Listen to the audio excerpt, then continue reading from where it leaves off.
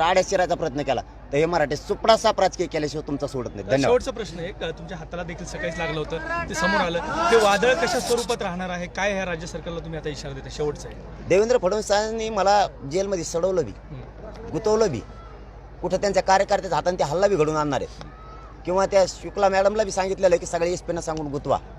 काहीही झालं आणि माझी मान जरी कापून नेली तरी मी मराठ्यांशी गद्दारी करू शकत नाही. 10% आरक्षण घेऊ शकत नाही. मी घेणार तो ओबीसीतूनच. मी हटू शकत नाही. काही झालं तरी, हाताला लागलं, पायाला लागलं, मी माझ्या जीवाची पहिल्यापासूनच कदर करत नाही. मला डॉक्टरांनी सांगितलं आता तुम्हाला 6 महिने आराम करावा लागेल. मी नाही करू शकत. माझा समाज उघड्यावर सोडून मी तिथं एसीमध्ये नाही झोपू शकत. माझा समाज इथं उन्हात तळपतोय. माझा समाजाचे लेकर आक्रोश करायला लागले, आरक्षणासाठी फाशी घ्यायला लागले. मला त्या लेकरांना न्याय द्यायचा.